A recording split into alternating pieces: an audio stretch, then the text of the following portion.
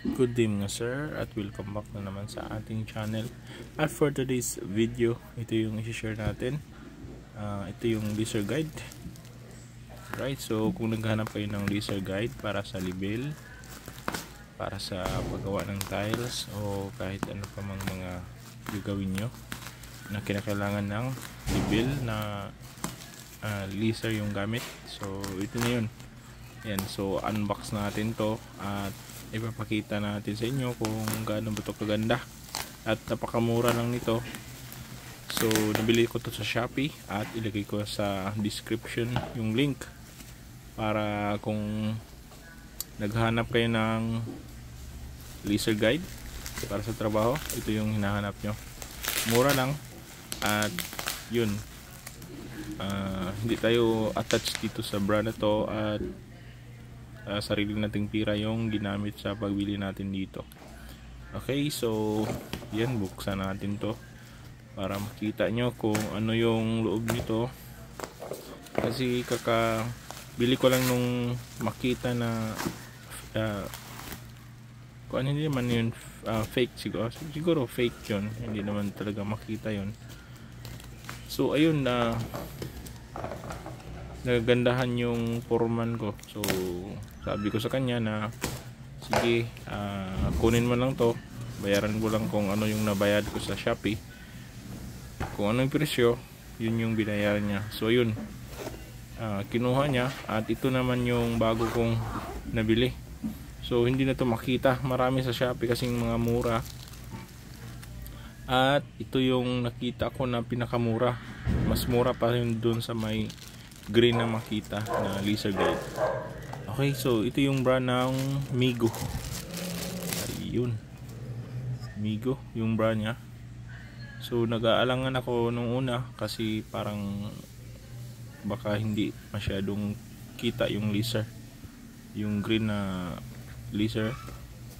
So akala ko hindi siya masyadong kita, pero ito, ayan, mukhang matibay naman at nakita ko kasi may warranty at pre-con siya, no? Pwede nating ibalik kung halimbawa hindi tayo satisfied sa product na to. Okay, so disclaimer lang, hindi tayo atas dito sa brand na to. Bago lang kasi itong bago lang ko lang to nakita sa Shopee na brand. Ayun, so napakamura lang to kaysa sa mga makita fake na laser guide. Ayan, so 12 line o 12, nakita ko to 12 line, so lalagay ko lang yung link sa description. Okay, so ayun, no, meron siyang digital LCD sa kanya. Ayan, may vertical at horizontal, meron din siyang on and off. Ayan. Okay, so ayan, pag tinagilid mo yan, mag-alarm siya, magbi-blink siya yung ilaw. So ayun, kailangan natin yung steady o yung tripod. So meron na siyang tripod, no, kasama. Maliit lang na tripod yung kasama niya. Ayan, at itong remote, siyempre re-remote natin kung vertical o horizontal yung line na gagamitin natin. Okay, so far talaga nagandahan ako nito at mura lang. Yung tinitesting ko pa yan. Tapos yung battery level, ayan, o, 74. Yung 74 battery kuanyan bar, kung ilang percent na yung battery.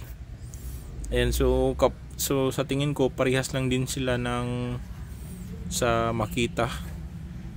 Ayan, o, napaka maganda yung pagka green nya na laser, klarong klaro ba.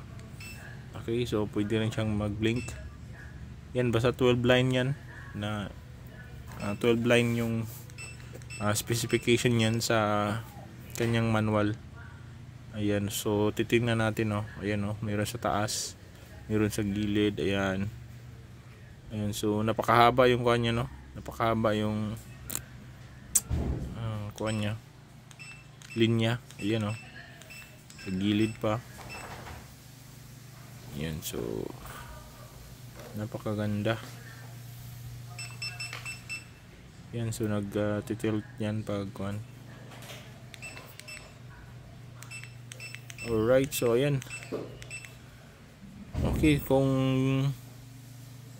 gusto niyo itong ganito mas at mura, ayan, maganda yung klase ng nito, pagka line, maganda yung pagka laser nya, klarong klaro kahit malayo, you know. Alright, so ayun, re-remote natin.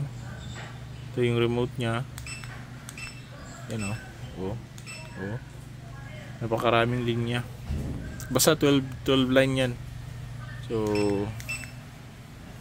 hanggang dito lang siguro yung video natin na ma-share, at ma-recommend ko to na brand kasi maganda, nagamit ko na to isang bisis, ongoing sa ibang project. Salamat po.